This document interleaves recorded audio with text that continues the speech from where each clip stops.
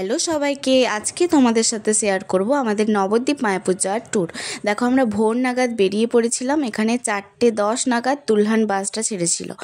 আমি, মা, বাবা যাচ্ছিলাম, সাথে গপুও ছিল আমাদের সাথে। আর এখানে কিছুক্ষণের জন্য বাসটা থেমেছিল, তো বাবা আমাদের জন্য চা নিয়ে এসেছিল। আর এখানে গপ উঠে গেছে ঘুম থেকে।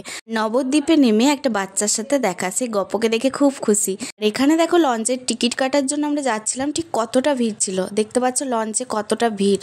আর এখানে আমরা চলে এসেছিলাম মায়াপুর দিয়ে টোটোয় করে। দেখো ইস্কনের মন্দির এটা।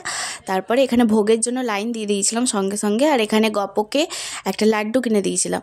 আর এই শ্রীকৃষ্ণ চৈতন্য মিশনে আমরা ছিলাম। এখানে জায়গাটা এত সুন্দর ছিল, রুমগুলোও খুব সুন্দর। দেখো, আমরা ছিলাম 4th ফ্লোরে, তো এখানে রুমটাও ছিল খুব সুন্দর। দেখতে পাচ্ছ আমি, মা, বাবা চলে এসেছি। 3টে বেড পাতা ছিল। আর এখানে খুব সুন্দর সিস্টেম, বাথরুমটা খুব পরিষ্কার পরিচ্ছন্ন ছিল। এখানে গেস্টের জন্য খাবার ব্যবস্থাও ছিল, এখানে আমাদেরকে দিয়ে দিয়েছিল যাওয়া মাত্রই। তারপরে আমরা ভোগ খেতে বেরিয়ে পড়েছিলাম।